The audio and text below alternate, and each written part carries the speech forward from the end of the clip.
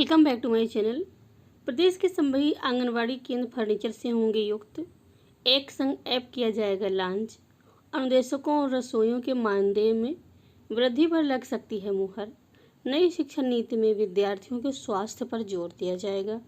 बेसहारा बच्चों की देखभाल के लिए एसएपी की मांग। सुप्रीम कोर्ट की टिप्पणी 5000 के शिक्षक रहकर कैसे शिक्षा की गुणवत्ता की उम्मीद की जा सकती है। तो मित्रों, ये हेडलाइंस हैं, आप इन खबरों को विस्तार पूर्वक देख सकते हैं। मुख्यमंत्री योगी आदित्यनाथ की कैबिनेट की बैठक होने वाली है और मंगलवार को होने वाली इस कैबिनेट बैठक में परिषदीय उच्च प्राथमिक विद्यालयों में कार्यरत अंशकालिक अनुदेशकों का मानदेय और मिड डे मील बनाने वाले रसोइयों का मानदेय बढ़ाने व उन्हें यूनिफॉर्म दिए जाने के प्रस्ताव को मंजूरी मिल सकती है।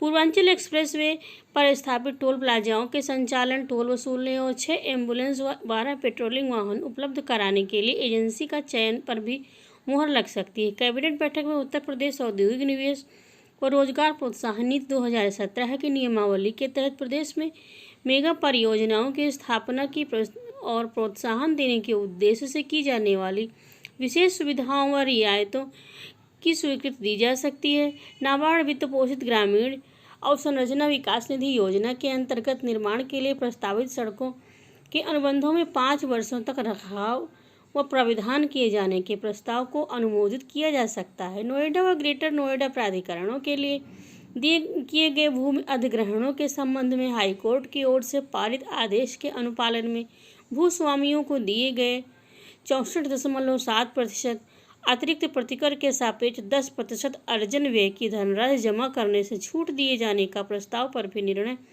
होने के आसार हैं। सहारनपुर में रेलवे सबपार को बंद करने के लिए 2 लेन रेल उपरिगामी सेतु के निर्माण के लिए सिंचाई विभाग की भूमि लोक निर्माण विभाग को निःशुल्क देने के प्रस्ताव को भी मंजूर किया जा सकता है।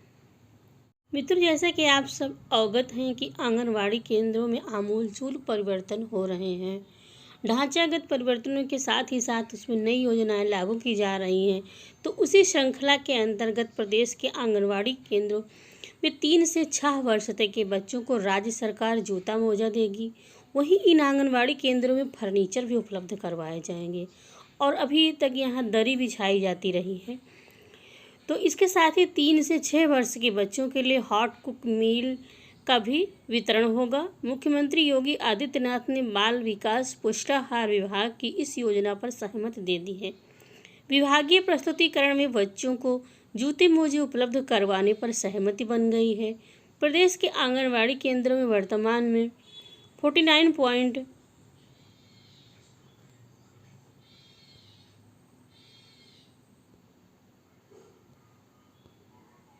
मित्र प्रदेश के आंगनबाड़ी केंद्रों में वर्तमान में 49,31,714 बच्चे पंजीकृत हैं। सरकार प्राइमरी स्कूलों में भी जूते मोजे अपने बजट से देती है और अब इसमें प्री प्राइमरी के बच्चे भी शामिल हो जाएंगे। भौतिक संसाधन की दृष्टि से सभी आंगनबाड़ी केंद्र फर्नीचर से लैस हो जाएंगे। 5 वर्षों में सभी केंद्रों पर प्री प्राइमरी के अनुरूप फर्नीचर उपलब्ध करवाया जाएगा।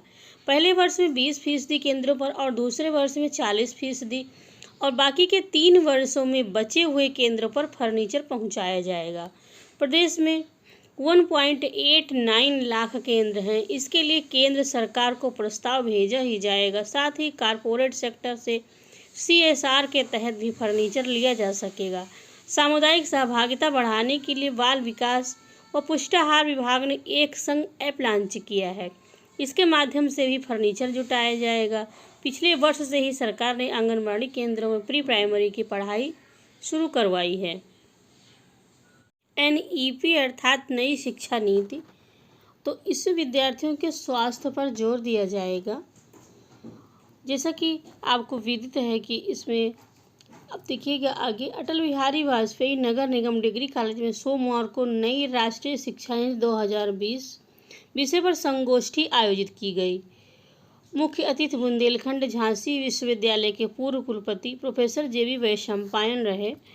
उन्होंने नई शिक्षा नीति में आ रही चुनौतियां और इसकी सफलताओं पर अपने विचार रखे। उन्होंने बताया कि इससे विद्यार्थियों के ज्ञान के साथ साथ उनके स्वास्थ्य व कौशल विकास पर भी ध्यान दिया जाएगा। इसके अलावा प्राथमिक से लेकर के उच्च शिक्षा तक के विद्यार्थियों के सर्वांगीण विकास के लिए इसका पाठ्यक्रम निर्धारित किया गया है। इस अवसर पर उन्होंने विद्यार्थियों के प्रश्नों का भी उत्तर दिया। कार्यक्रम में सहायक नगर आयुक्त शिक्षा यमुना नर चौहान, प्राचार्य डॉक्टर सुभाष चंद्र पांडे, सहायक प्राचार्य जेपी सिंह सहित अन्य शिक्षक व विद्यार्थी उपस्थित थे। सुप्रीम कोर्ट ने कहा है कि बेसहारा बच्चों की देखभाल के लिए एसओपी लागू करी जाए। नई दिल्ली सुप्रीम कोर्ट ने सभी राज्य सरकारों व केंद्र शासित प्रदेशों को बेसहारा बच्चों की देखभाल व सुरक्षा को राष्ट्रीय बाल अधिकार संरक्षण आयोग द्वारा तैयार मानक संचालन प्रक्रिया को लागू करने का निर्देश दिया। जज एल नागेश्वर राव व बी.आर. गवई की पीठ ने कहा कि अब तक उठाए गए कदम संतोषजनक नहीं हैं। बच्चों को बचाने का काम स्थायी होना चाहिए, उनका पुनर्वास सुनिश्चित किया जाना चाहिए। पीठ ने कहा, जैसा कि स्पष्ट है कि राज्यों केंद्र शासित प्रदेशों में कोई आपत्ति नहीं की है या एनसीपीसीआर के सुझाव में भी कोई संशोधन नहीं मांगा है। मित्र, योगी सरकार के ताबड़तोड़ बैठकों ने कार्य की रफ्तार को बढ़ाया है। प्रदेश की सत्ता दोबारा संभालने वाले मुख्यमंत्री योगी आदित्यनाथ को सीएम बने सोमवार को 1 महीना हो गया है। 4 हफ्ते के कार्यकाल में उन्होंने अपने ताबड़तोड़ फैसलों से भ्रष्ट अधिकारियों को निलंबित कर शासन व्यवस्था में शुचिता, पारदर्शिता और भ्रष्टाचार को लेकर के जीरो टॉलरेंस के स्पष्ट संकेत दिए। युवाओं को सरकारी नौकरी में भर्ती की राह खोली तो गरीबों को राशन देने के फैसले के साथ ही ये भी बता दिया कि सरकार गांव और गरीबों के कल्याण के लिए प्रतिबद्ध है। सरकार बनते ही मुख्यमंत्री ने मुफ्त राशन योजना को 3 महीने बढ़ाने का फैसला किया। फ्री राशन योजना के तहत 35 किलो राशन और इसके साथ ही दाल, चीनी, खाद्य तेल, नमक जैसी खाद्य वस्तुओं को लाभार्थी परिवारों को दिया जा रहा है। पिछले 20 दिनों में 100 से ज़्यादा अपराधियों और माफियाओं पर बुलडोजर से कार्यवाही ने अपराधियों पर आगे की कड़ी कार्यवाही का संदेश दिया है। पिछले 20 दिनों में 200 करोड़ से ज़्यादा की अवैध संपत्ति ध्वस्त या जब्त की गई है, जिसमें 25 माफिया डीजीपी शामिल ऑफिस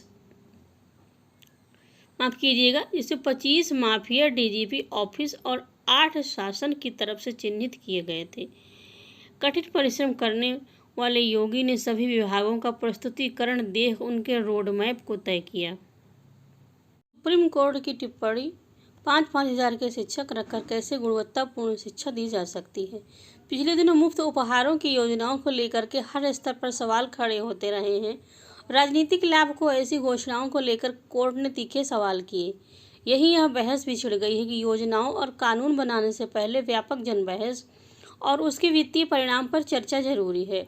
अदालत ने पिछले दिनों कई ऐसी योजनाओं पर गंभीर आपत्ति जताई जो या तो जल्दबाजी में बनी या फिर वित्तीय कारणों से जमीन पर नहीं उतर पा रही हैं।